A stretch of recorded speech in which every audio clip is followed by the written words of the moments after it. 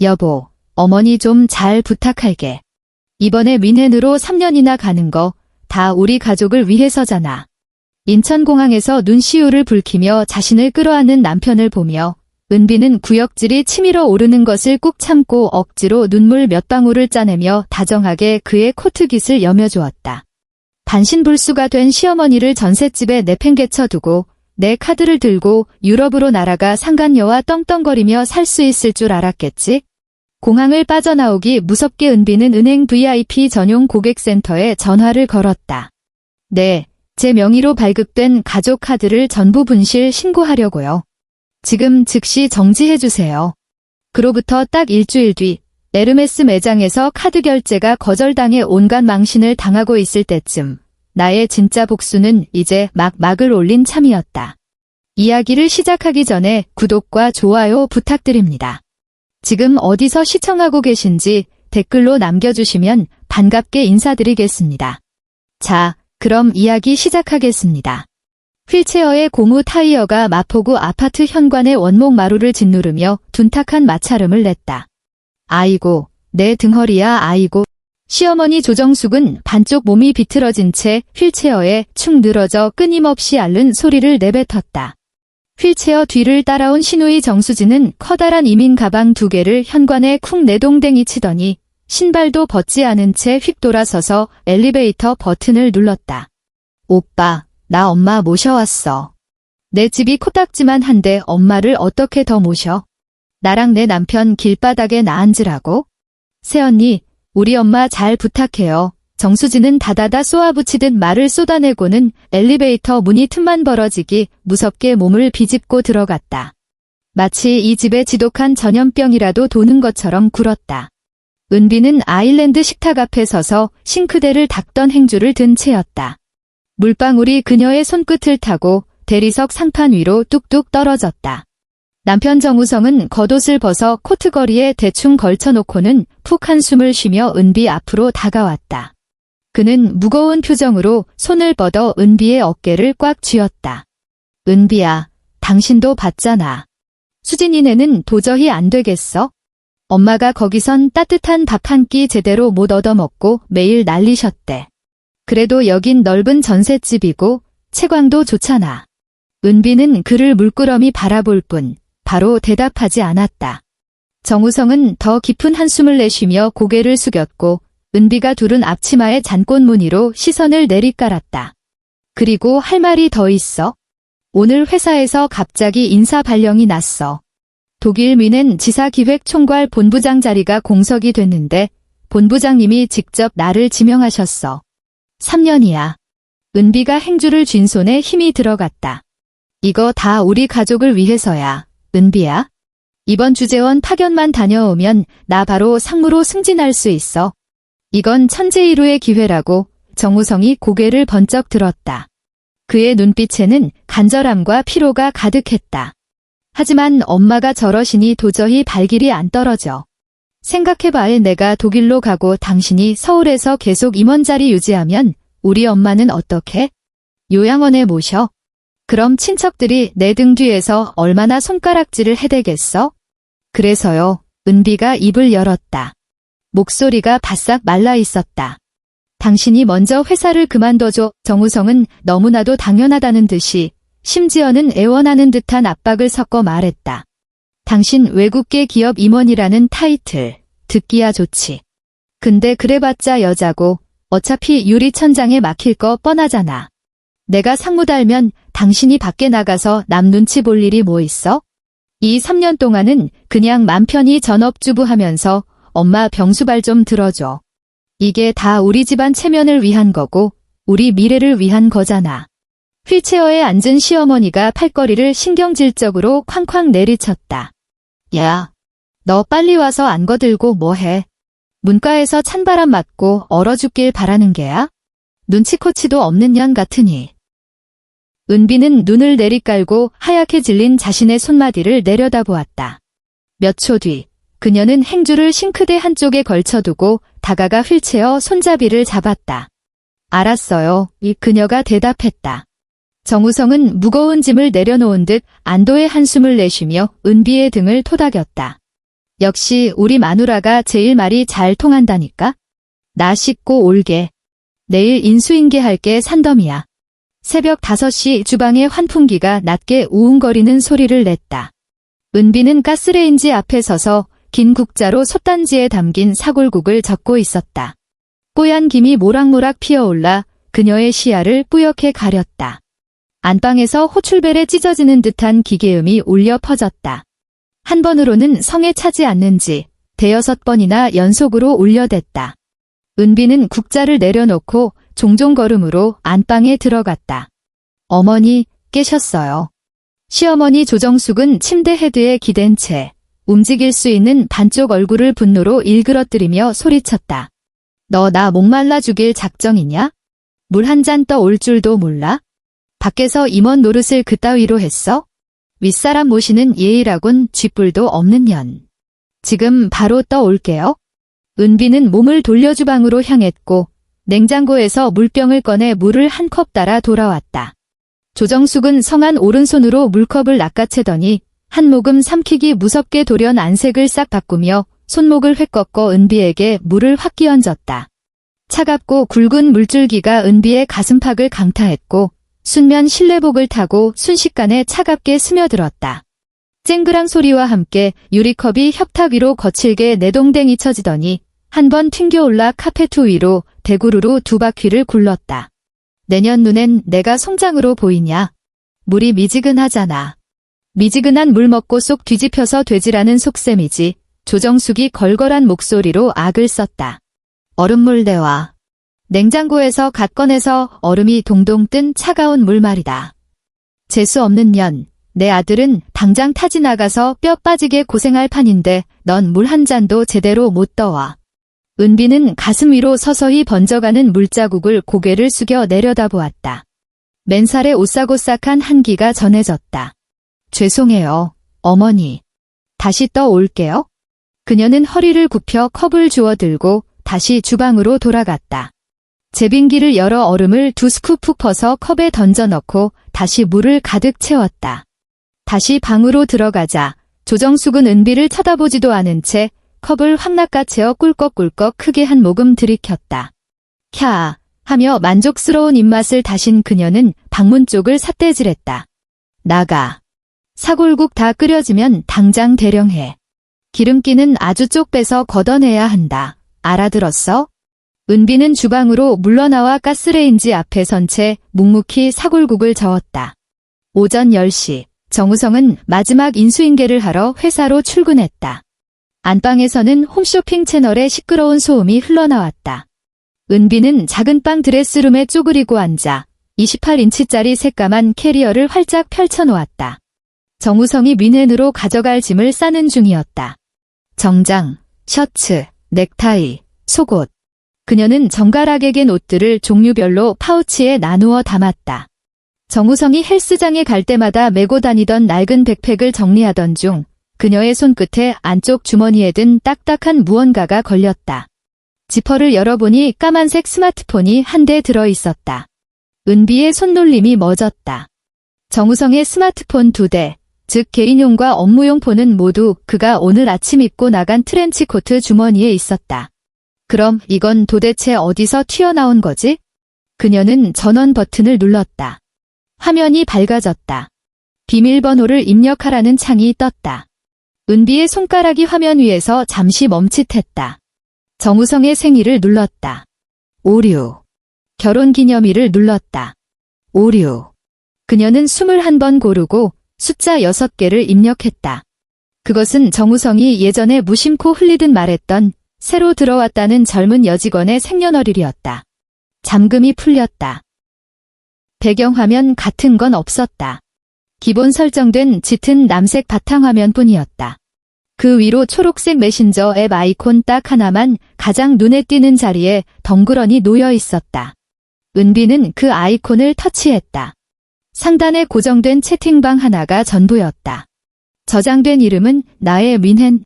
화면을 위로 쓸어 올리자 글줄들이 눈에 박혀왔다. 화면에는 지훈의 메시지가 떠 있었다. 오빠, 마리엔 광장 쪽 아파트 계약금 걸었어. 조금 비싸긴 한데 경치가 진짜 좋아. 우성이 답했다. 우리 지훈이 고생했네. 돈 걱정 마어. 그 여편네 카드는 내가 다 챙겨왔으니까. 한도가 아주 빵빵하거든. 지훈이 다시 보냈다. 진짜. 그럼 내가 봐둔 샤넬 가방은? 우성이 답했다. 사야지. 짐 풀자마자 바로 사러 가자. 노인네 냄새 풀풀 나는 그 집구석에서 탈출한 기념으로. 지훈이 애교 섞인 문자를 남겼다. 사랑해 오빠. 어제 짐 쌀 때 안 들켰지? 우성이 확신에 차서 보냈다. 걱정 마. 지금 우리 엄마한테 시달려서 잠도 못 자는데 딴 생각할 정신이 어딨어. 거기서 비자금 세탁 다 끝나면 귀국하자마자 이혼할 거야. 위자료는 한 푼도 안 줄 거고. 은비는 바닥에 주저앉았다. 울지도 소리를 지르지도 몸을 떨지도 않았다. 그저 화면을 고요히 응시할 뿐이었다. 아주 오랫동안. 방밖의 홈쇼핑 채널에서는 쇼호스트가 흥분된 목소리로 믹서기를 팔아치우고 있었다. 버튼 하나만 꾹 누르시면 어떤 식재료든 그야말로 순식간에 박살이 납니다. 순식간에 가루가 된다고요. 은비는 스마트폰 화면을 끄고 원래 있던 백팩 안주머니에 그대로 찔러 넣은 뒤 지퍼를 닫았다. 그녀가 자리에서 일어서자 너무 오래 쪼그려 앉아있던 탓에 무릎에서 작게 뚝 하는 뼈소리가 났다. 전신 거울 앞으로 걸어가 대충 틀어올린 머리에 눈가는 시퍼렇게 그늘지고 낡아 빠진 실내복을 걸친 거울 속 여자를 빤히 쳐다보았다. 그녀는 옷깃을 한번 매무시하고는 획 몸을 돌려 드레스룸을 빠져나왔다. 인천공항 제2터미널 출국장. 스피커에서는 탑승을 재촉하는 안내 방송이 끊임없이 흘러나오고 있었다.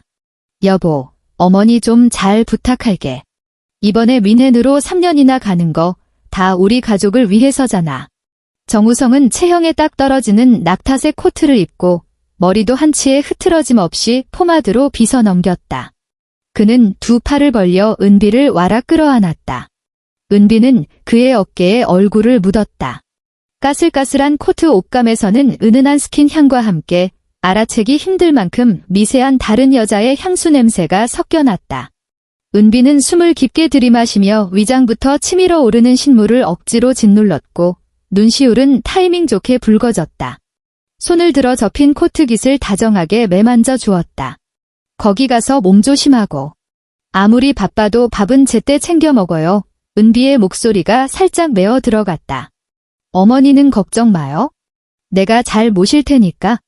당신만 고생이네. 정우성도 눈시울을 붉히며 세상 둘도 없는 완벽한 남편 행세를 했다. 은비는 핸드백 지퍼를 열고 가죽 지갑에서 새까만 카드 3장을 꺼내 정우성의 손에 꼭 쥐어주었다. 내 명의로 된 플래티넘 가족 카드예요. 이 카드들이 한도가 제일 높아요. 은비가 그의 두 눈을 똑바로 응시하며 물기가 뚝뚝 묻어나는 다정한 목소리로 말했다. 외국 나가면 돈 나갈 때도 많을 텐데. 이제 막 가서 집도 구해야 하고 거래처 사람들 밥도 사 먹여야 하잖아요. 돈 아끼지 말고 써요. 집안일은 내가 다 알아서 할 테니까. 정우성은 흠칫 놀란 듯 하더니 이내 두 눈에 탐욕스러운 빛이 번쩍였다. 그는 그 카드들을 으스러져라 움켜쥐고는 감동해서 눈물이라도 쏟을 기세로 말했다. 은비야, 당신 진짜 내가 맹세할게. 나 승진해서 돌아오면 이 은혜 100배로 갚을게. 얼른 들어가요. 이러다 보안 검색 늦겠어요. 응. 도착하면 전화할게. 정우성은 28인치 캐리어 손잡이를 끌며 뒤돌아 출국장으로 향했다. 그의 발걸음은 터져나오는 콧노래를 억누르지 못할 만큼 가벼웠고 당장이라도 펄쩍펄쩍 뛸 것 같았다. 보안 검색대 줄에 서기 직전 그는 뒤를 돌아보며 은비를 향해 손을 흔들어 보였다. 그의 손에 쥔 신용카드들이 공항 조명을 받아 번쩍였다. 은비는 그 자리에 못 박힌 듯 서서 보안 검색대 코너 너머로 그의 뒷모습이 완전히 사라질 때까지 지켜보았다. 애틋하고 다정했던 그녀의 표정은 단 1초 만에 흔적도 없이 증발해버렸다. 그녀는 몸을 휙 돌려 가방에서 자신의 스마트폰을 꺼냈다. 네, KB은행 VIP 전담센터죠. 지하 주차장으로 내려가는 엘리베이터를 향해 또각또각 걸어가며 은비가 수화기 너머로 말했다. 얼음장같이 차가운 목소리였다. 내일 제 명의로 발급된 신용카드 가족 카드 전부 분실 신고 바랍니다. 네, 지금 당장 정지해주세요. 사유요. 도용 의심입니다. 엘리베이터에 올라탄 그녀는 지하 2층 버튼을 눌렀다. 그리고 또 하나 더 제 명의로 받은 마이너스 통장 말인데요.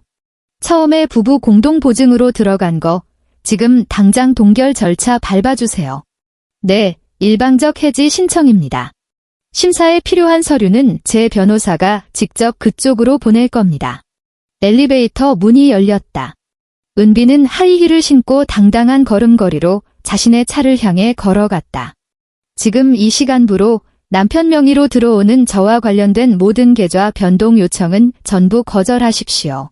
똑똑히 알아들으셨나요?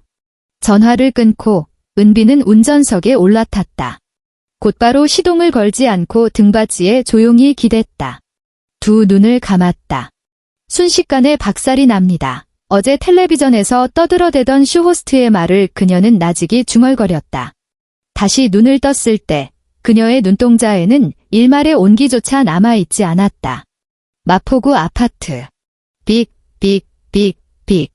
현관 앞에서 은비는 도어록의 초기화 버튼을 눌렀다. 경쾌한 알림음과 함께 그녀는 새로운 숫자 6개를 꾹꾹 눌러 입력했다. 비밀번호가 성공적으로 변경되었다. 집안에는 안방에서 울려 퍼지는 신경질적인 호출벨 소리가 메아리치고 있었다. 조정숙이 방 안에서 떠나가라 벨을 눌러대며 온갖 쌍욕을 퍼부어댔다. 야, 이 샹년아, 너 밖에서 되졌어.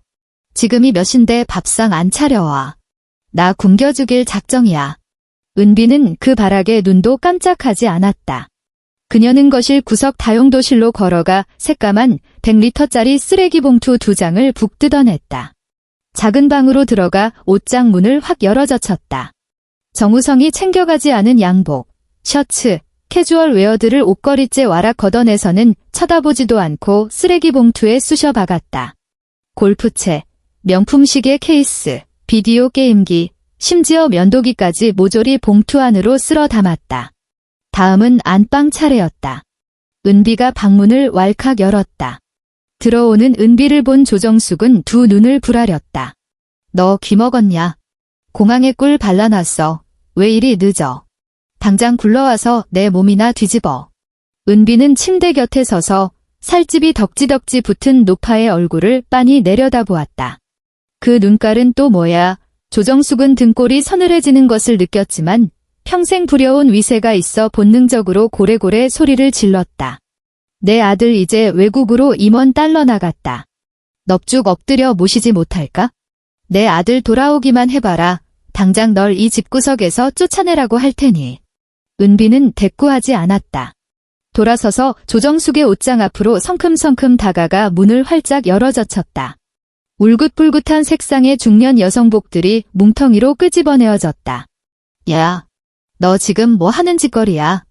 미쳤어. 조정숙은 은비가 자신의 옷을 커다란 짐가방에 마구 쑤셔 넣는 것을 보고 침대 위에서 필사적으로 버둥거리며 발악했다. 내려놔.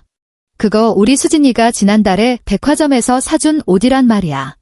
은비는 마지막으로 신발 몇 켤레를 가방에 쳐넣고는 지퍼를 단단히 잠갔다. 바로 그때 초인종이 울렸다. 은비가 거실로 걸어나가 대문을 열었다. 문 밖에는 짙은 남색 유니폼을 맞춰 입은 건장한 사내 3명이 서 있었다. 앞장선 남자가 서류판을 들고 있었다. 안녕하십니까? 정은비 사모님 되십니까? 청산생명요양원에서 파견 나온 사설 구급팀입니다. 네, 맞아요. 은비가 옆으로 비켜섰다. 환자는 안방에 있습니다. 반신불수라 들것이 필요해요. 사내에 셋이 접이식 이동 침대를 밀며 집 안으로 들어섰다. 낯선 남자들의 목소리에 안방에 있던 조정숙은 얼어붙었다. 덩치 큰 사내들이 이동 침대를 밀고 들어오는 꼴을 보자 그녀는 사색이 되었다. 너희들 니기야. 뭐 하는 놈들이야. 내 몸에 손대지 마. 어머니 은비가 침대 앞으로 다가가 오늘 날씨를 이야기하듯 아주 평온한 어조로 말했다. 우성씨가 출국하기 전에 신신당부하더라고요. 제가 집에서 어머니를 제대로 못 모실까 봐 걱정된다고요? 그래서 특별히 군대식 통제가 철저한 전문 요양원을 엄선했어요. 거기 일과가 아주 규칙적이라 어머니 재활에 큰 도움이 될 거랍니다. 나 안 가. 아무데도 안 갈 거야. 난 여기서 살 거다. 조정숙이 성한 오른손을 미친 듯이 휘두르며 은비의 머리채를 잡아채려 했지만 요양보호사 2명이 능숙하게 그녀의 양어깨를 짓누르고는 그대로 번쩍 들어 이동 침대에 눕혀버렸다. 이거 놔라. 강도야. 사람 살려. 사람 잡는다. 구급대원들은 이런 난동이 하루 이틀이 아니라는 듯 익숙하고 잽싼 손놀림으로 억제대를 둘러 조정숙의 몸을 칭칭 묶고는 침대를 밀고 밖으로 나갔다. 비용은 일단 한 달치 선납했습니다. 은비가 짐가방을 대원에게 건네주었다. 나머지 병원비는 요양원 측에서 따님인 정수진 씨에게 직접 연락해서 청구할 겁니다. 무슨 문제 생기면 그 딸한테 연락하세요. 네, 알겠습니다. 침대가 현관을 빠져나갈 때까지도 조정숙은 발악하며 악을 썼다. 발버둥을 치다 틀니 반쪽이 쑥 빠져버렸고 입가로 침이 질질 흘러내려 처참하고 우스꽝스러운 꼴이었다. 정은비. 이 천하의 몹쓸년. 우성이가 돌아오면 널 가만둘 줄 아느냐? 천벌을 받을년. 은비는 현관 벽에 기대어 침대가 엘리베이터 안으로 밀려 들어가는 모습을 가만히 지켜보았다. 어떻게 될지 두고 보면 알겠죠. 은비가 무심하게 한마디 툭 던졌다. 엘리베이터 문이 닫혔다. 복도에는 다시 쥐죽은 듯한 정적이 찾아왔다. 은비는 집 안으로 돌아와 현관문을 이중으로 굳게 잠갔다. 그녀는 주방으로 걸어가 자신을 위한 얼음물을 한 잔 따랐다. 유리컵 표면에 물방울이 맺혔다. 단숨에 반 컵을 벌컥벌컥 들이켰다. 얼음장 같은 물이 식도를 타고 위장으로 쏟아져 내리며 뇌 속까지 태어나서 가장 맑고 차갑게 각성시켰다. 거실 소파에 앉은 그녀는 스마트폰을 꺼내 인사팀 이사에게 전화를 걸었다. 선배님, 저 은비예요. 일전에 제출했던 사직서, 철회 처리 부탁드립니다. 그리고 한 가지 더, 실명으로 내부 고발할 사안이 있습니다. 일주일 뒤 독일 뮌헨, 막시밀리안 거리. 늦가을의 뮌헨은 이미 공기가 제법 쌀쌀했다. 정우성은 값비싼 최고급 정장을 빼입고 마찬가지로 머리부터 발끝까지 치장한 이지윤의 허리를 감싸 안은 채였다. 두 사람은 에르메스 매장의 육중한 유리문을 밀고 들어갔다.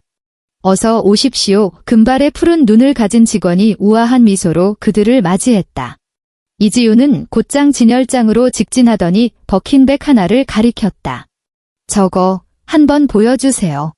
몇 분 뒤 이지윤은 더할 나위 없이 만족스러운 표정으로 가방을 들고 전신 거울 앞에서 빙그르르 2바퀴를 돌았다. 오빠, 예뻐. 예쁘지. 넌 뭘 들어도 다 예뻐의 정우성이 사랑스러워 죽겠다는 듯 그녀의 볼을 살짝 꼬집었다. 이걸로 포장해주세요. 그는 계산대 앞으로 걸어가 지갑에서 새까만 플래티넘 가족 카드를 척 뽑아 들고는 새 상품을 다 잡으며 직원에게 건넸다. 이걸로 결제해줘요. 직원은 카드를 받아 포스기에 긁었다. 기계에서 짧게 삑 하는 소리가 나더니 모니터 화면에 새빨간 독일어 문장이 떠올랐다. 직원은 미간을 찌푸리더니 카드를 뽑아 유니폼 자락의 칩 부분을 쓱쓱 문지르고는 다시 기계에 꽂아 넣었다. 여전히 똑같은 오류 메시지가 떴다. 죄송합니다. 손님. 이 직원이 고개를 들고 유창한 영어로 말했다. 결제가 거절되었습니다. 시스템상 사용이 정지된 카드라고 나옵니다. 정우성은 어안이 벙벙했다. 그는 인상을 팍 쓰며 불쾌한 티를 팍팍 냈다. 그럴 리가? 이 카드 한도가 무제한인데 그쪽 기계가 고장 난 거 아니에요? 손님, 저희 기계에는 아무런 문제가 없습니다. 혹시 다른 결제 수단이 있으신지요? 직원의 미소는 여전히 완벽했지만 그 눈빛에는 이미 의심의 잣대가 드리워져 있었다. 근처에 있던 다른 고객들이 힐끔힐끔 쳐다보기 시작했다. 이지윤의 얼굴에 걸려있던 웃음기가 점차 사색이 되어갔다. 그녀가 다가와 정우성의 소매를 툭툭 잡아당겼다. 오빠, 어떻게 된 거야? 아무것도 아니야. 결제망에 렉이 걸렸나 보지의 정우성은 얼굴이 화끈거리는 것을 참으며 허둥지둥 지갑에서 다른 은행의 가족 카드를 뽑아 내밀었다. 이걸로 긁어봐요. 직원이 다시 결제를 시도했다. 죄송하지만 이 카드도 정지되었습니다. 세 번째 카드도 오류. 네 번째 카드도 정지. 급기야 정우성은 지갑 속에 든 카드를 몽땅 꺼내 계산대 위에 늘어놓았다. 직원이 그를 쳐다보는 눈빛은 이제 의심을 넘어 노골적인 경멸로 바뀌어 있었다. 손님, 결제 능력이 없으시다면 상품은 저희가 다시 회수하도록 하겠습니다. 직원은 계산대 위에 놓여있던 고급스러운 포장 상자를 가차없이 낚아채어 자기 등 뒤로 치워버렸다. 정우성의 얼굴이 시뻘겋게 달아올랐다. 매장 안의 모든 사람이 자신을 비웃고 있는 것만 같았다. 오빠 지지윤이 입술을 깨물더니 자신의 가방에서 신용카드 한 장을 꺼내 건넸다. 일단 내 걸로 해. 근데 이거 한도가 낮아서 저 작은 사이즈밖에 못 사. 매장을 빠져나올 때 정우성의 낯빛은 당장이라도 빗물이 뚝뚝 떨어질 것처럼 음침했다. 대체 무슨 일이야? 이지윤이 짜증을 냈다. 은비 언니가 뭐 눈치챈 거 아니야? 카드를 다 정지시킨 거면? 말도 안 돼. 그 멍청한 여편네, 나 출국할 때 공항에서 질질 짜고 난리도 아니었어.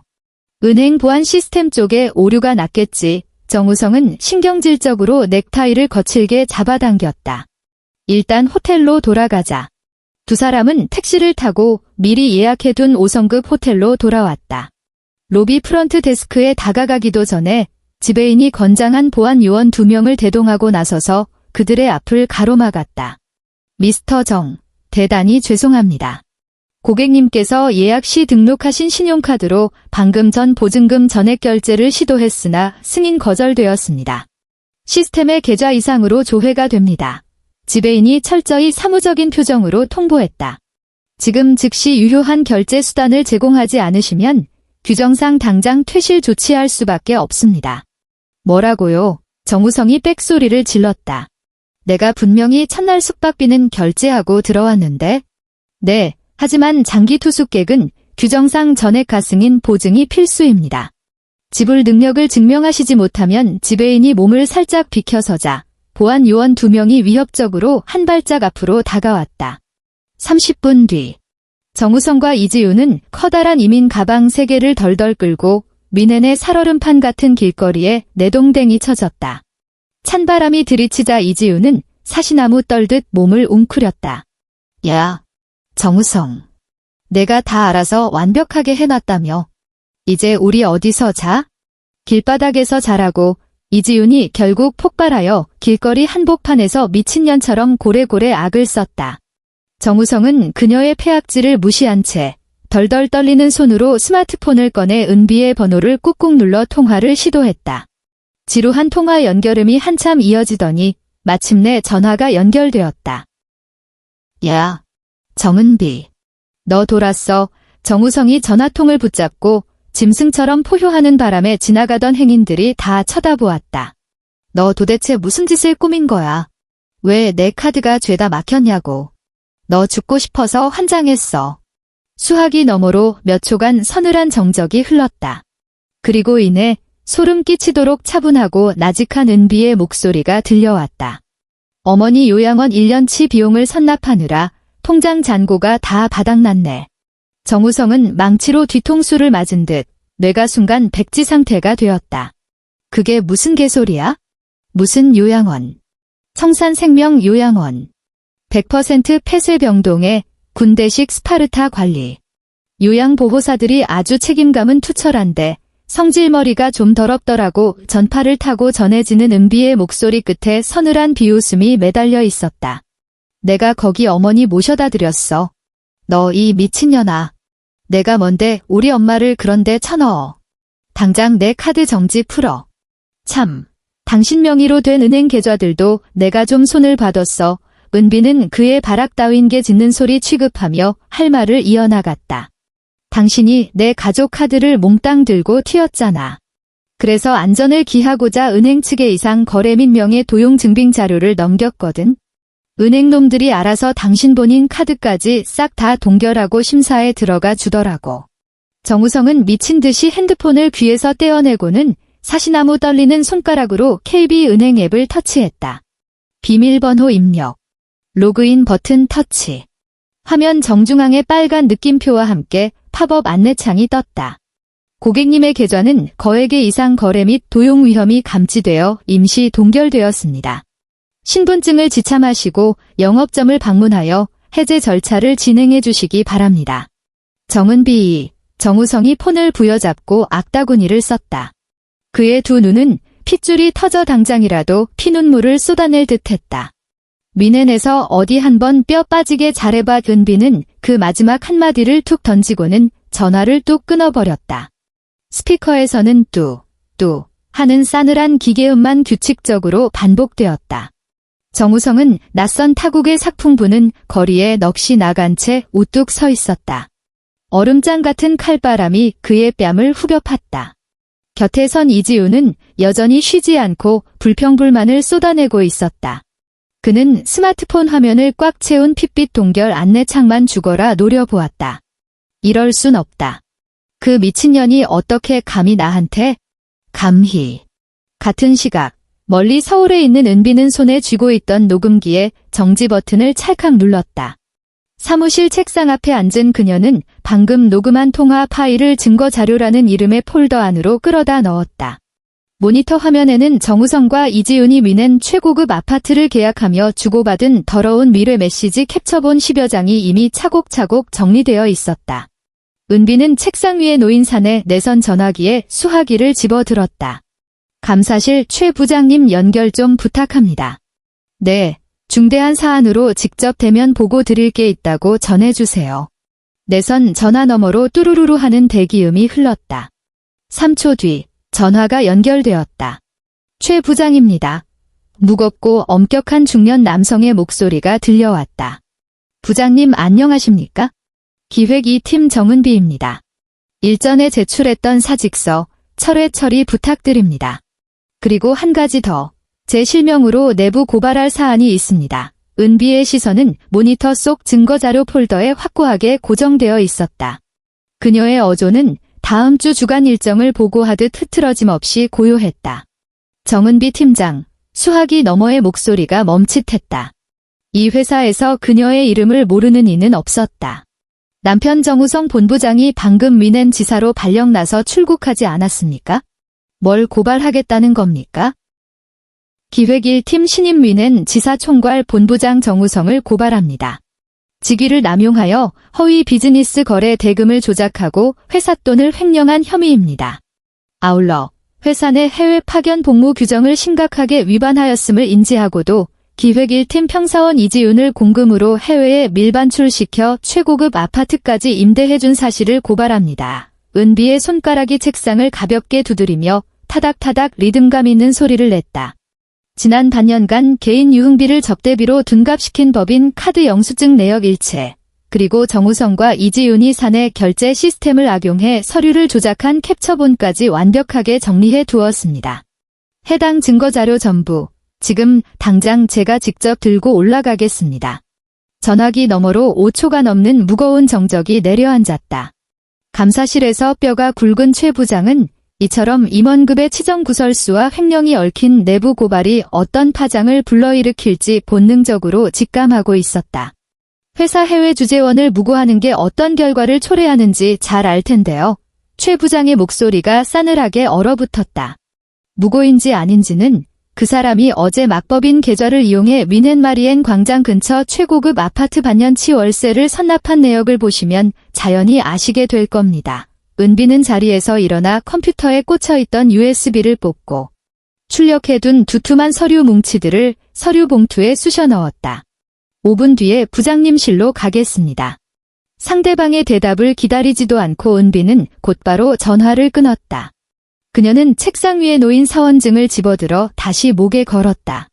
세련된 단발머리에 자신감 넘치는 미소를 띤 증명사진이 그녀의 가슴팍에서 가볍게 흔들렸다.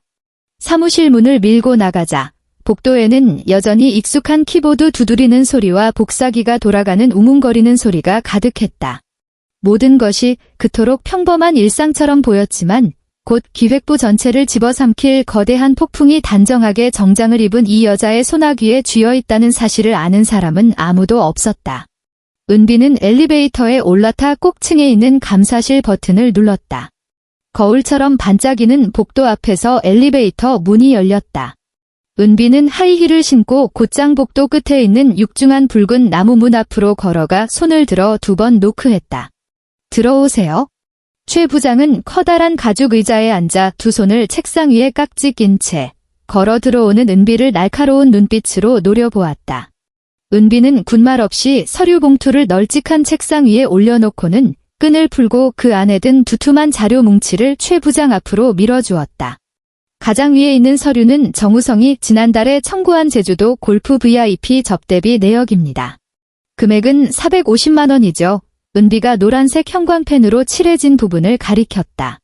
하지만 실제로는 그가 이지윤을 위해 제주도에 예약한 커플 스파와 호하 오션뷰 스위트룸 결제 건입니다. 투숙객 서명란에는 이지윤의 이름이 적혀 있습니다. 뒤쪽 첨부 자료를 보시면 이지윤이 그 시간대에 소셜미디어에 올린 사진들이 있는데 배경에 있는 반사 유리에 정우성의 얼굴이 고스란히 찍혀 있습니다. 항상 굳어있던 최 부장의 얼굴이 확대 출력된 그 사진을 확인하는 순간 미세하게 경련했다. 두 번째 서류는 민엔 지사 초기 설립을 위한 사무실 부지 답사비 명목으로 청구된 2천만 원입니다. 은비는 남의 이야기를 하듯 아무런 억양의 변화 없이 말을 이어나갔다. 이 돈은 어제 막 회사의 해외 특수 계좌에서 빠져나가 독일의 한 부동산 중개업소 계좌로 곧장 송금되었습니다. 임대차 계약서 사본도 뒤에 첨부해 두었는데 임차인 란에는 이지윤의 이름이 적혀 있습니다. 이 아파트는 민엔 지사 사무실에서 자그마치 30km나 떨어져 있지만 명품 쇼핑 거리에서는 걸어서 5분밖에 걸리지 않는 곳입니다. 최 부장의 안색은 이미 엄숙함을 넘어 시퍼렇게 질려 있었다. 그는 종이가 바스락거리는 소리가 날 정도로 거칠게 자료들을 넘겼다. 모든 결제 서류 뒤에는 이체 내역, 메신저 대화 캡처, 심지어 호텔 투숙 명세서까지 소름 끼치도록 정확하게 첨부되어 있었다. 그는 회사를 개인 현금 인출기처럼 여겼을 뿐만 아니라 회사의 주재원 발령을 내연녀와의 공금 여행 프리패스로 이용했습니다. 은비는 최 부장의 두 눈을 똑바로 응시하며 또박또박 말했다. 최 부장님, 본 부장님이 직접 낙하산으로 꽂아 넣은 사람이 민엔에서 더 큰 횡령사고를 치거나 아니면 현지 언론에 지사총괄 본부장이 근무 시간에 여직원과 에르메스 매장을 쇼핑하는 모습이라도 찍힌다면 본사 체면이 어떻게 되겠습니까? 최 부장의 숨소리가 눈에 띄게 거칠어졌다. 그는 그 주택 임대차 계약서를 뚫어지라 노려보더니 묵직한 소리를 내며 서류철을 탁 덮었다. 이 증거들 도대체 언제부터 모은 겁니까? 최 부장이 고개를 들어 눈앞의 여자를 복잡한 눈빛으로 쳐다보았다. 그가 저보고 회사를 그만두고 전셋집에 틀어박혀 반신불수 어머니 병수발이나 들라고 한 그날부터요. 은비는 피하지 않고 그의 시선을 맞받아쳤다. 최 부장은 잠시 침묵하더니 책상 위에 사내 인터폰 버튼을 꾹 눌렀다. 법무팀과 재무팀 팀장들, 당장 소회의실로 소집하세요. 최 부장이 버튼에서 손을 떼고 은비를 바라보았다. 정은비 팀장, 며칠 동안은 서울을 벗어나지 마십시오. 회사에서 언제든 조사 협조를 요청할 수 있습니다. 물론이죠. 은비가 가볍게 고개를 숙였다. 회사의 이익을 위해서라면 언제든 부르십시오. 그녀가 몸을 돌려 사무실을 나서자 복도의 서늘한 에어컨 바람이 몸에 와닿으며 이루 말할 수 없는 상쾌함을 안겨주었다. 다음 날 이른 아침. 마포구 아파트. 쾅, 쾅, 쾅.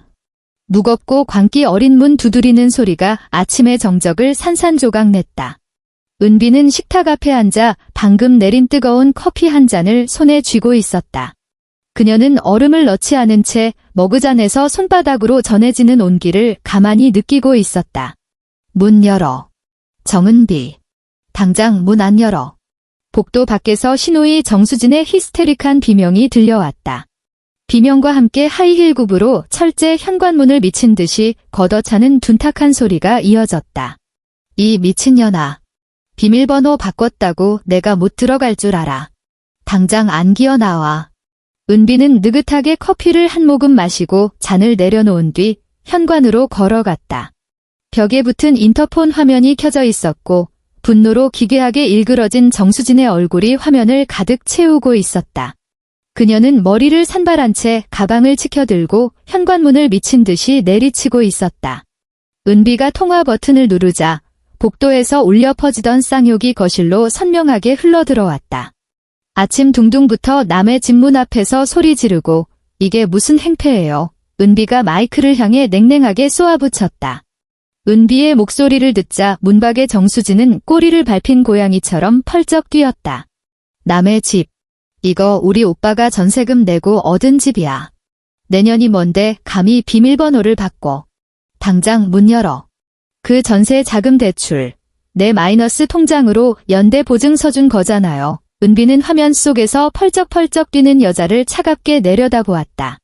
그 대출은 내가 어제 이미 일방적으로 동결 신청을 했고 이혼 재산 보전 조치의 일환으로 이 집은 곧 법원의 가압류 절차에 들어갈 거예요. 법적으로 따지면 여긴 지금 내 개인의 합법적인 주거 공간입니다. 한 번만 더 문을 걷어차면 바로 경찰에 신고하겠어요. 정수진의 귓전에는 그런 법률 용어 따위는 하나도 들어오지 않았다. 평소 쥐죽은 듯 지내던 새언니가 완전히 미쳐 날뛴다고만 생각할 뿐이었다. 쓸데없는 소리 집어치우고. 내가 묻잖아. 우리 엄마 어딨어? 정수진이 카메라 렌즈 앞으로 얼굴을 들이밀며 사람이라도 잡아먹을 듯 두 눈을 부라렸다. 요양원 사람들이 방금 나한테 전화했단 말이야. 내년이 무슨 권리로 우리 엄마를 그런 끔찍한 곳에 처박아. 내가 그러고도 사람이야. 천벌이 두렵지도 않아. 은비는 코웃음을 쳤다. 우성씨가 출국하기 전에 입이 닳도록 신신당부하더라고요. 어머니가 아가씨네 그 코딱지만 한 집 구석에서 고생하시는 건 죽어도 못 보겠다고요. 며느리 된 도리로 당연히 가장 전문적인 기관에 24시간 전담 보호사가 있는 곳으로 모셔야죠. 왜요? 요양원에서 돈 내라고 독촉이라도 하던가요? 내가 한 달치만 달랑 내놓고 나머지는 왜 나한테 떠넘겨? 정수진이 복도에서 발을 동동 구르며 고래고래 악을 썼다. 고막을 찢을 듯 날카로운 목소리였다. 한 달에 300만 원이나 하는 간병비를 나보고 죽으라는 거야. 내가 그 큰 돈이 어딨어. 당장 우리 엄마 다시 모셔와. 안 그러면 이 문짝을 다 부숴버릴 테니까. 아가씨가 맨날 자랑했잖아요. 어머니가 딸인 아가씨를 제일 끔찍이 아끼신다고. 은비가 화면을 보며 말했다. 이제야말로 그 효심을 증명할 때네요. 정은비. 정수진은 분통이 터져온 몸을 부들부들 떨더니 또다시 현관문을 쾅 걷어찼다. 그 반동으로 신고 있던 구두까지 휙 날아갔다. 이 독사 같은 년. 우리 오빠 돌아오기만 해봐. 오빠가 널 가만 안 둘 줄 알아. 빨리 엄마 안 모셔와? 우리 남편이 아까 이것 때문에 나한테 손찌검까지 할 뻔했단 말이야. 알아. 인터폰 너머로 이웃집 문이 열리는 소리가 들렸다. 아씨, 시끄러워 죽겠네. 잠 좀 잡시라. 옆집 아저씨가 고개를 내밀며 짜증을 냈다. 정수진은 곧바로 고개를 획 돌려 이웃에게도 쌍욕을 퍼부었다. 뭘 봐. 불효막심한 며느리년 버르장머리 고쳐놓는 거 처음 봐. 남의 집안일에 신경 끄고 댁이나 들어가서 잠이나 자. 은비는 화면 속에서 미쳐 날뛰는 여자를 더 이상 상대하지 않고 스마트폰을 들어 곧바로 112에 전화를 걸었다. 네, 여기 마포구 땡땡 아파트 1동 1204호인데요. 집 밖에서 누군가 무단으로 문을 부수려 하고 심각한 인신 위협을 가하고 있습니다. 네, 저 혼자 집에 있는데 상대방이 완전히 이성을 잃어서 너무 두렵습니다. 빨리 좀 와주세요. 10분 뒤 엘리베이터 문이 땡 하는 소리와 함께 열렸다. 제복을 입은 경찰관 2명이 성큼성큼 복도로 걸어 들어왔다. 정수진은 복도 바닥에 주저앉아 엉엉 울면서 바닥을 치고 있었다. 경찰을 보자 그녀는 마치 동아줄이라도 잡은 것처럼 벌떡 일어났다. 경찰관님, 마침 잘 오셨어요. 저기 저 안에 있는 독사 같은 년이 반신불수인 우리 엄마를 악덕 요양원에 내다버리고 우리 오빠 집까지 꿀꺽했다니까요. 빨리 저 문을 따고 들어가서 저년 좀 잡아가세요. 경찰관은 난장판이 된 복도와 벗겨진 정수진의 구두를 보며 미간을 찌푸렸다. 선생님, 일단 뒤로 좀 물러나시고 진정하세요. 젊은 경찰관이 앞으로 다가가 현관문을 노크했다. 철컥 소리와 함께 현관문이 열렸다. 단정한 니트 카디건 차림의 은비가 서류 한 장을 손에 든 채 아주 차분한 표정으로 문 앞에 서 있었다. 경찰관님, 수고 많으십니다. 은비가 손에 들고 있던 주택 전세 계약서, 사본과 계좌 동결 증명서를 건넸다. 저는 이 집의 합법적인 거주자입니다.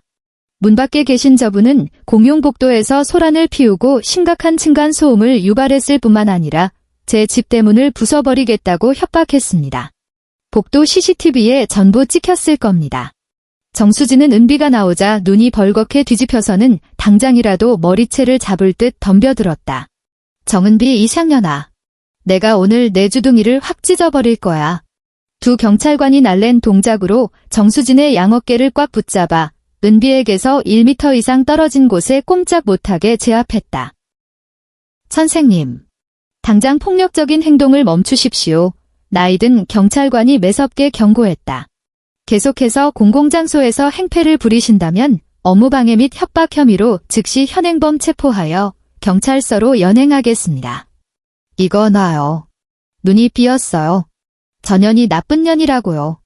이 집은 우리 오빠 집인데 내가 왜 못 들어가? 정수진은 머리카락을 산발한 채 경찰의 소나귀에서 미친 사람처럼 발버둥 쳤다. 은비는 문 안쪽에 서서 그녀를 서늘하게 내려다보았다. 참, 생각난 김에 하나 알려줄게요. 은비의 목소리는 크지 않았지만 정수진의 귓가에 또렷하게 꽂혔다. 어제 변호사 통해서 아가씨에 대한 접근 금지 가처분 신청도 같이 접수했어요. 내일부터 이 집 반경 50m 이내에 얼씬거리거나 나한테 스토킹 전화 한 통이라도 걸면 바로 형사 고발할 겁니다. 내가 감히. 정은비. 넌 천벌을 받을 거야. 경찰관들은 고막을 찢는 듯한 비명소리를 더 이상 견디지 못하고 정수진의 양팔을 강제로 끼고는 반쯤 질질 끌다시피 엘리베이터 안으로 쑤셔 넣었다. 이거 놔. 나 우리 오빠한테 전화할 거야. 오빠. 우리 오빠가 널 가만 안 둘 거야. 엘리베이터 문이 서서히 닫히고 정수진의 처절한 쌍욕은 승강기 통로를 따라 밑으로 곤두박질치며 마침내 완전히 사라졌다. 은비는 드디어 고요해진 복도의 공기를 깊게 한번 들이마시고는 집 안으로 들어와 대문을 쾅 닫았다. 커피는 이미 차갑게 식어 있었다. 그녀는 머그잔을 들고 싱크대로 가 밍밍해진 커피를 미련 없이 쏟아버렸다. 같은 시각. 12평도 채 안 되는 정수진의 반지하 셋방은 당장이라도 폭발할 듯 억눌린 분위기였다. 전화벨 소리가 마치 저승사자의 부름처럼 끊임없이 울려댔다.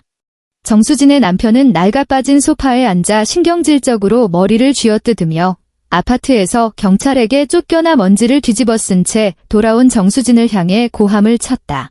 받아. 왜 안 받아? 또 그놈의 요양원인가 뭔가 하는 데서 온 전화지. 정수진은 스마트폰 화면에 번쩍이는 청산생명요양원이라는 글자를 보며 손을 덜덜 떨 뿐 감히 통화 버튼을 누르지 못했다.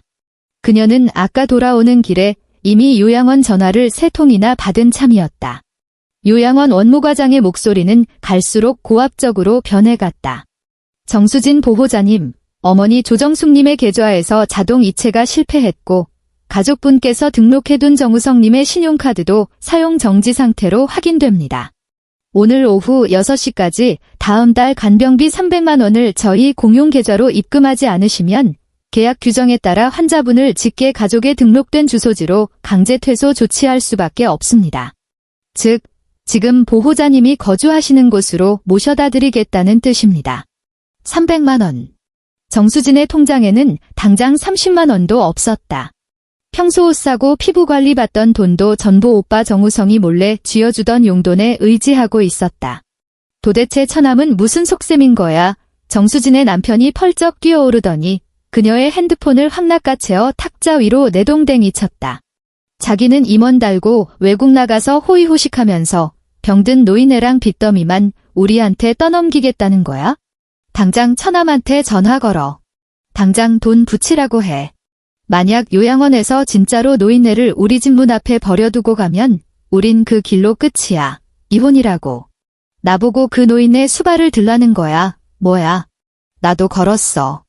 내가 왜 안 걸었겠어. 정수진은 목이 다 쉬도록 소리치며 닭똥 같은 눈물을 뚝뚝 흘렸다. 오빠 전화 계속 안 터진단 말이야. 서비스 지역이 아니라고만 나와. 그 여우 같은 새언니 년도 내 번호 차단해버렸고.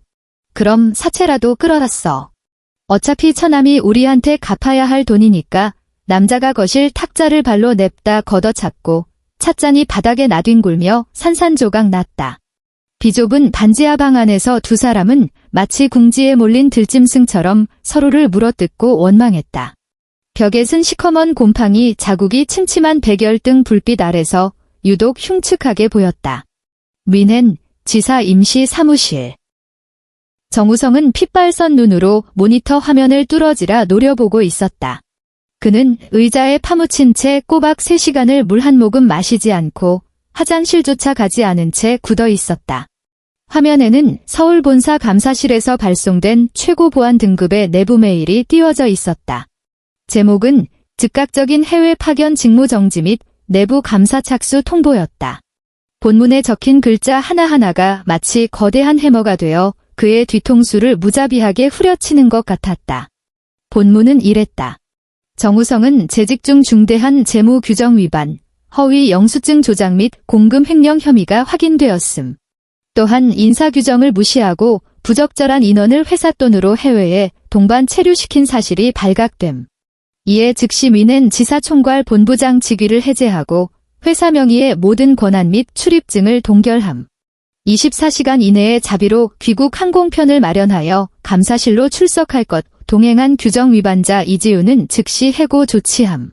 어떻게 이럴 수가 있지? 정우성의 머릿속에서 폭탄이 터진 듯 이명이 울렸다. 장부 조작 수법은 완벽하게 은밀했고 영수증 처리도 브로커를 써서 흔적 하나 남기지 않았는데 대체 감사실 놈들이 어떻게 단 며칠 만에 이토록 쏙쏙들이 캐낼 수 있었단 말인가? 심지어 이지훈이 제주도에서 찍은 사진까지 모조리 털리다니. 누가 찌른 거지? 등골이 오싹해지는 끔찍한 직감이 독사처럼 그의 목을 휘감아 조여왔다. 은비. 집에 처박아둔 낡은 백팩 속의 업무용 폰을 꺼내볼 수 있는 사람. 그리고 그의 모든 동선과 자금 흐름을 그토록 소름 끼치도록 정확하게 꿰뚫고 있을 사람은 오직 그녀뿐이었다. 옵. 사무실 문이 벌컥 열리고 이지윤이 엉엉 울며 들어왔다. 그녀는 방금 인사팀으로부터 해고 통보 전화를 받았고 심지어 이번 달 월급마저 징계 벌금 명목으로 전액 압류당했다는 소식을 들은 참이었다. 오빠, 우리 이제 어떡해?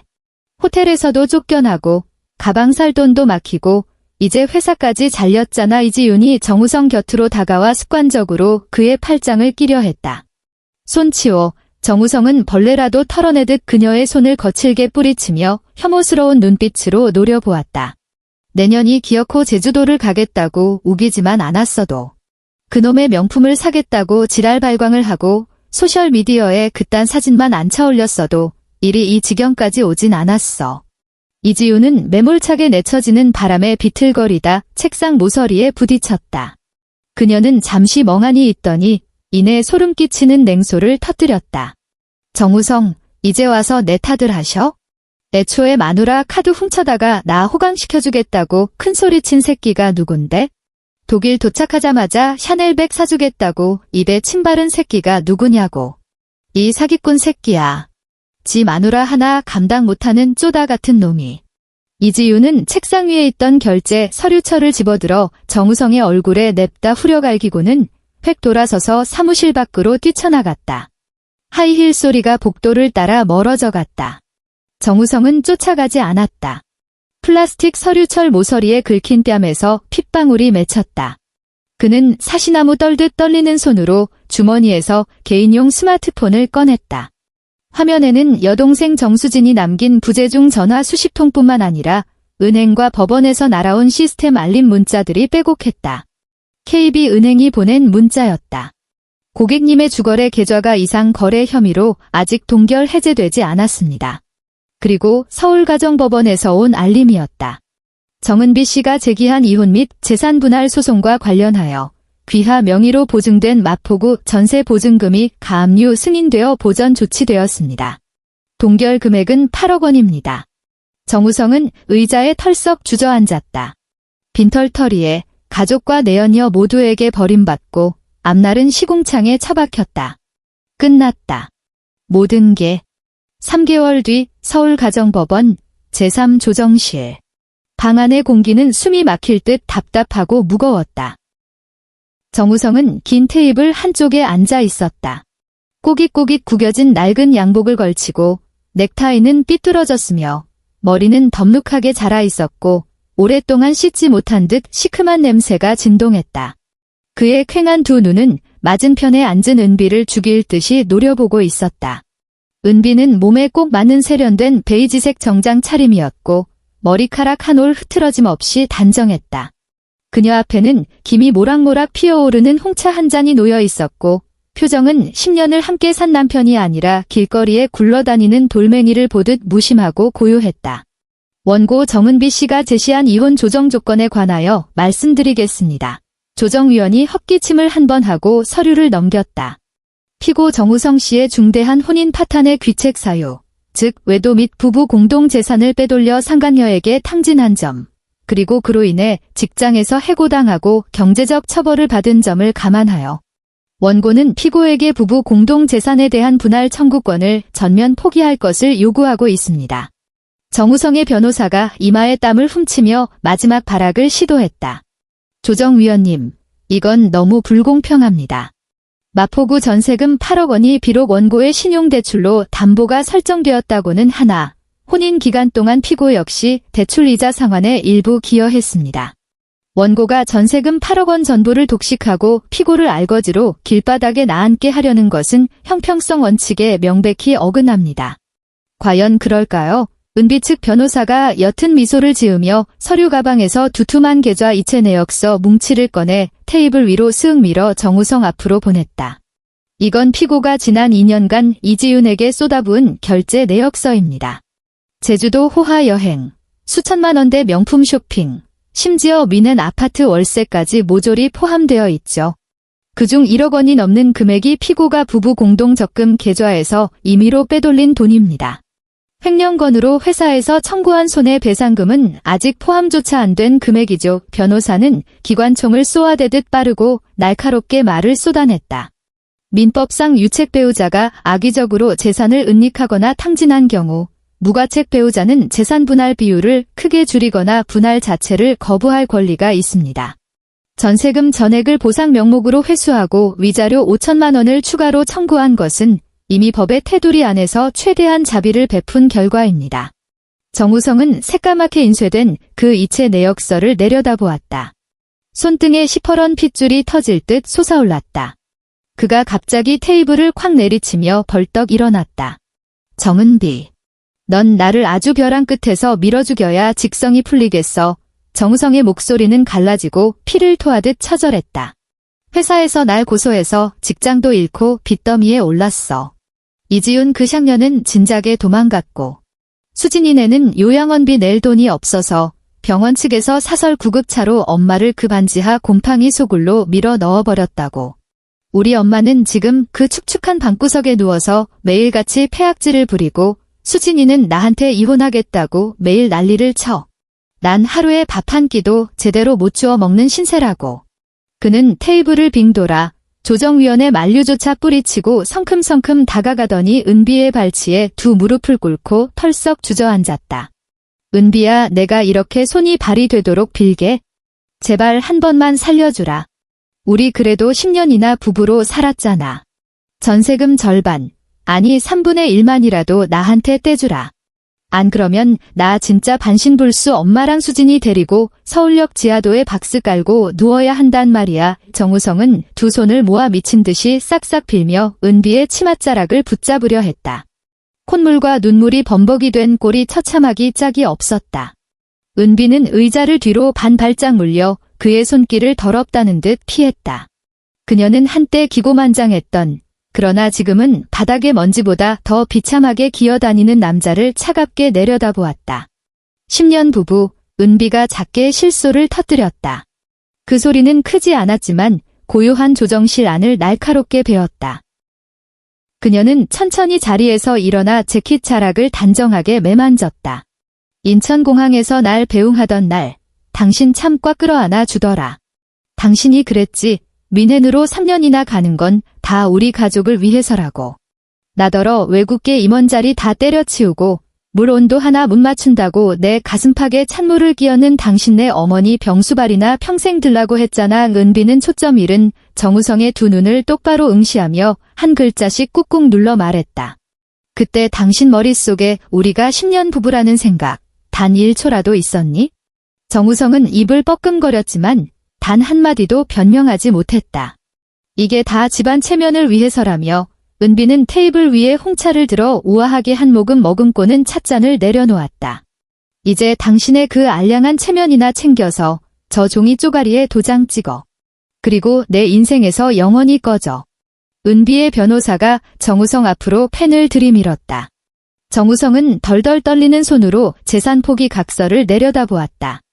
눈물방울이 종이 위로 떨어져 시커먼 잉크 자국을 번지게 했다. 이 각서에 서명하는 순간 그의 인생은 영원히 빠져나올 수 없는 시궁창 구렁텅이로 처박힌다는 것을 누구보다 잘 알고 있었다. 하지만 선택의 여지가 없었다. 은비가 추가 소송이라도 걸면 그는 당장 사채 이자조차 막지 못해 사지 육신이 찢길 판이었다. 그는 바들바들 떨며 자신의 이름을 써 내려갔다. 겨울이 찾아왔다. 서울에 첫눈이 내렸다.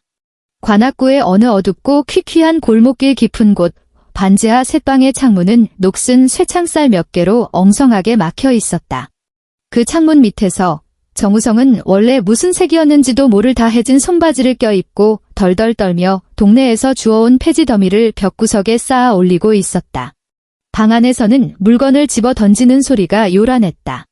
야, 이년아. 나 얼어 죽일 작정이야. 보일러 왜 안 틀어? 얼음물 내와. 당장 얼음물 안 떠와. 조정숙은 곰팡내가 진동하는 다 부서진 침대에 반쯤 누운 채 유일하게 움직일 수 있는 오른손으로 침대 매트리스를 미친 듯이 내리치며 악을 썼다. 무슨 놈의 얼음물이야. 수도관이 다 터져서 얼어붙었는데 정수진이 한평 남짓한 비좁은 부엌에서 고개를 쑥 내밀었다. 머리는 새집처럼 엉망이었고 눈가는 퀭하게 패어 있었다. 수돗물이라도 한 모금 넘길 수 있는 걸 다행으로 아셔. 오빠. 밖에서 되졌어. 뭐해. 빨리 기어 들어와서 엄마 몸이나 뒤집어. 우리 남편이 내일도 생활비 못 가져오면 우리 셋 다 길바닥으로 쫓아낸댔단 말이야. 정우성은 듣는 둥 마는 둥 했다. 그는 눈 쌓인 골목길 바닥에 쪼그리고 앉아 가끔 골목 어귀를 스쳐 지나가는 검은색 고급 세단을 멍하니 바라보았다. 그 눈빛은 영혼이 빠져나간 좀비나 다름없었다. 살을 애는 듯한 칼바람이 불어와 바닥에 눈보라를 일으켰고 수염이 덥수룩하게 자라 동상으로 헐어버린 그의 뺨을 무자비하게 후려쳤다. 그는 몽둥이질을 피해 웅크리는 유기견처럼 본능적으로 목을 잔뜩 움츠렸다. 그 시각 마포구. 거대한 통유리창을 넘어온 따스한 햇살이 넓고 환한 거실을 가득 채우고 있었다. 은비는 최고급 캐시미어 실내복을 걸치고 맨발로 온기가 감도는 원목 마루를 밟고 있었다. 거실 한 구석, 한때 휠체어와 지독한 파스 냄새를 풍기던 짐가방들이 산더미처럼 쌓여있던 자리는 이제 텅 비어 있었고 그 자리에는 싱그러운 극락조화 화분 하나만이 생명력을 뽐내며 놓여 있었다. 은비는 주방으로 걸어가 제빙기 문을 열었다. 와르르. 투명하게 반짝이는 얼음 조각들이 유리컵 안으로 쏟아져 내렸다. 제빙기 문을 닫고 싱크대로 걸어간 그녀는 물병을 집어들었다. 하지만 그녀의 손이 잠시 허공에서 멈칫했다. 한때 이 주방에서 그녀가 떠간 물에 얼음 몇 개가 부족하다거나 사골국의 기름기가 덜 꺼쳤다는 이유만으로 그녀를 반겼던 건 자비 없는 쌍욕과 가슴팍으로 날아드는 차가운 물세례였다.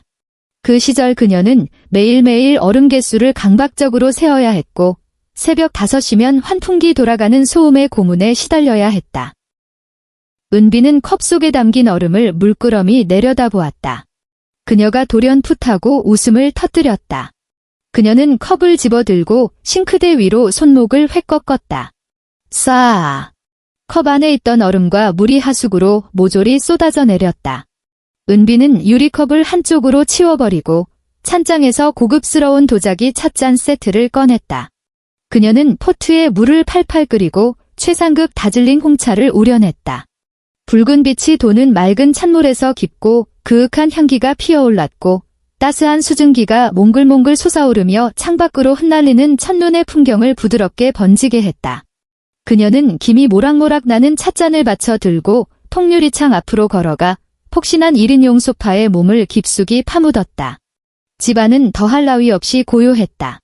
귀청을 찢던 호출벨의 기계음도, 마룻바닥을 긁어대던 휠체어 바퀴 소리도, 오만방자했던 명령과 삿대질도 영원히 사라졌다. 오직 제습기가 부드럽게 돌아가는 웅웅 소리와 찻잔에서 피어오르는 온기만이 그 자리를 대신할 뿐이었다. 은비는 찬물 위로 가볍게 입김을 불어 한 모금 음미했다. 뜨거운 찬물이 식도를 타고 위장으로 부드럽게 흘러내리며 온몸 구석구석까지 따스하게 데워주었다. 아, 참 따뜻하다. 창밖으로 흩날리는 첫눈을 바라보며 그녀는 나직하게 중얼거렸다. 모든 것이 마침내 끝났다. 시청해주셔서 감사합니다. 저희 채널 구독과 좋아요 잊지 마세요. 다음 영상에서 다시 뵙겠습니다.